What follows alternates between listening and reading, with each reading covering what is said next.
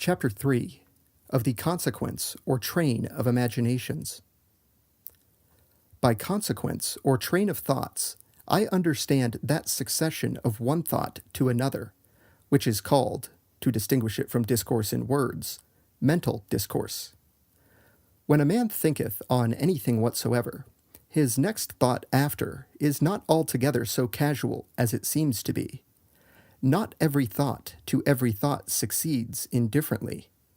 But as we have no imagination, whereof we have not formerly had sense, in whole or in parts, so we have no transition from one imagination to another, whereof we never had the like before in our senses.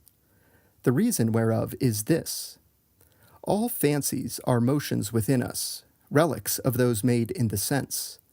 And those motions that immediately succeed one another in the sense continue also together after sense, insomuch as the former coming again to take place and be predominant, the latter followeth, by coherence of the matter moved, in such manner as water upon a plain table is drawn which way any one part of it is guided by the finger.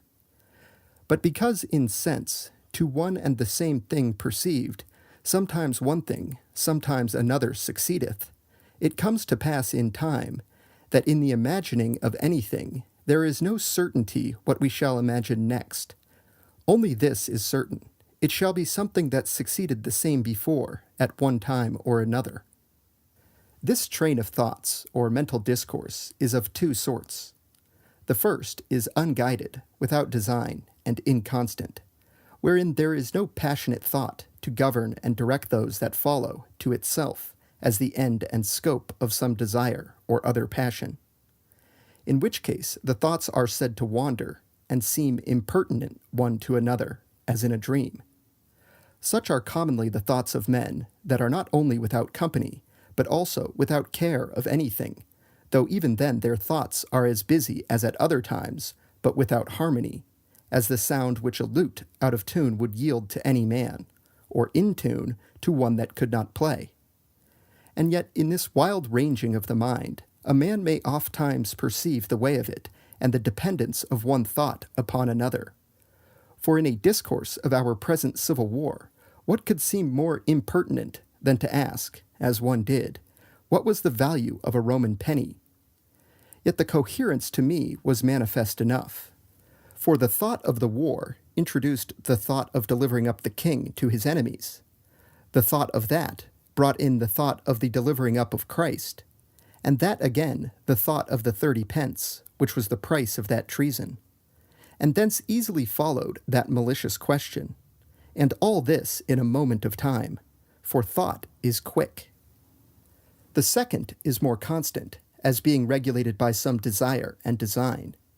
For the impression made by such things as we desire or fear is strong and permanent, or, if it cease for a time, of quick return.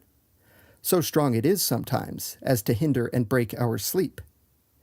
From desire ariseth the thought of some means we have seen produce the like of that which we aim at, and from the thought of that, the thought of means to that mean, and so continually, till we come to some beginning within our own power.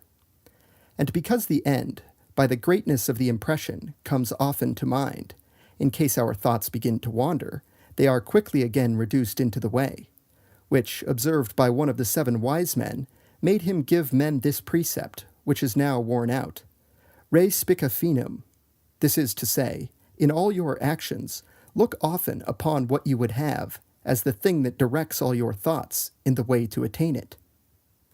The train of regulated thoughts is of two kinds. One, when of an effect imagined, we seek the causes or means that produce it, and this is common to man and beast.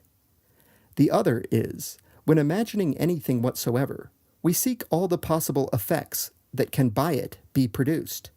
That is to say, we imagine what we can do with it when we have it. Of which I have not at any time seen any sign but in man only, for this is a curiosity hardly incident to the nature of any living creature that has no other passion but sensual, such as are hunger, thirst, lust, and anger. In sum, the discourse of the mind, when it is governed by design, is nothing but seeking, or the faculty of invention, which the Latins call sagacitas and solertia, a hunting out of the causes of some effect, present or past, or of the effects of some present or past cause. Sometimes a man seeks that which he hath lost, and from that place and time wherein he misses it, his mind runs back from place to place and time to time, to find where and when he had it. That is to say, to find some certain and limited time and place in which to begin a method of seeking. Again, from thence his thoughts run over the same places and times, to find what action or other occasion might make him lose it. This we call remembrance, or calling to mind. The Latins call it reminiscentia, as it were a reckoning of our former actions. Sometimes a man knows a place determinate, within the compass whereof he is to seek, and then his thoughts run over all the parts thereof, in the same manner as one would sweep a room to find a jewel, or as a spaniel ranges the field till he find a scent, or as a man should run over the alphabet to start a rhyme. Sometime a man desires to know the event of an action, and then he thinketh of some like action past, and the events thereof, one after another, supposing like events will follow like actions, as he that foresees what will become of a criminal reckons what he has seen follow on the like crime before, having this order of thoughts: the crime, the officer, the prison, the judge, and the gallows. Which kind of thoughts is called foresight and prudence, or providence, and sometimes wisdom, though such conjecture, through the difficulty of observing all circumstances, be very fallacious.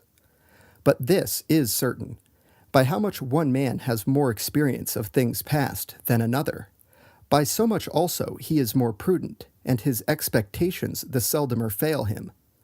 The present only has a being in nature.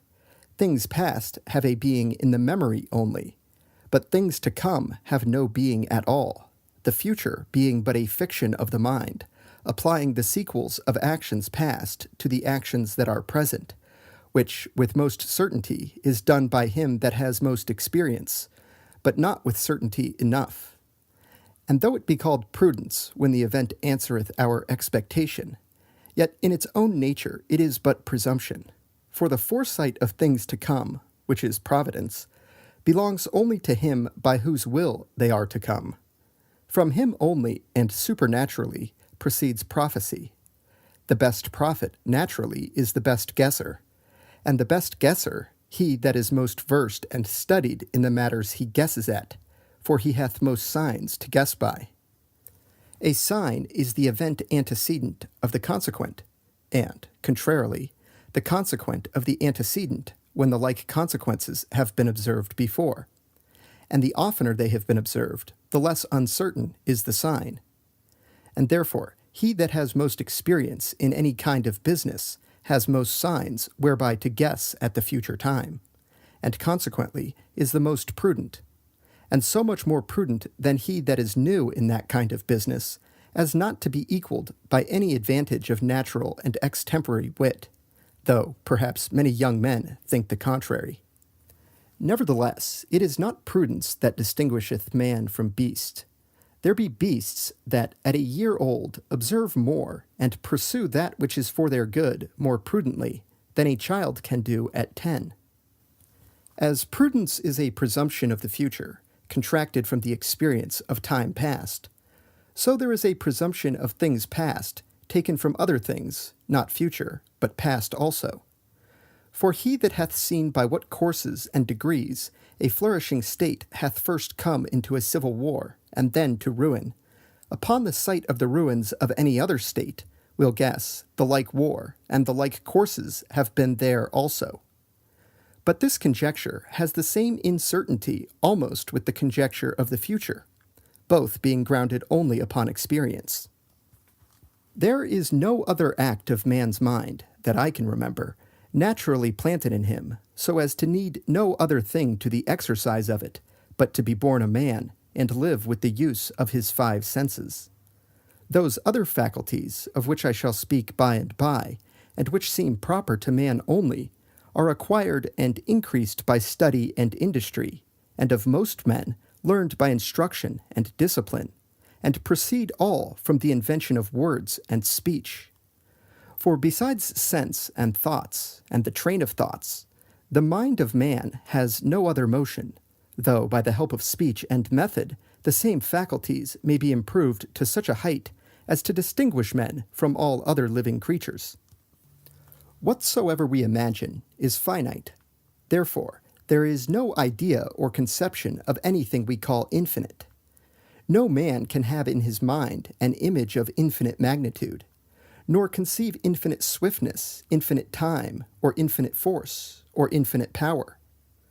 When we say anything is infinite, we signify only that we are not able to conceive the ends and bounds of the thing named, having no conception of the thing, but of our own inability. And therefore, the name of God is used, not to make us conceive him, for he is incomprehensible, and his greatness and power are unconceivable, but that we may honor him. Also, because whatsoever, as I said before, we conceive, has been perceived first by sense, either all at once or by parts. A man can have no thought representing anything not subject to sense. No man, therefore, can conceive anything, but he must conceive it in some place, and endued with some determinate magnitude, and which may be divided into parts. Nor that anything is all in this place and all in another place at the same time. Nor that two or more things can be in one and the same place at once. For none of these things ever have, or can be, incident to sense, but are absurd speeches, taken upon credit, without any signification at all, from deceived philosophers and deceived or deceiving schoolmen.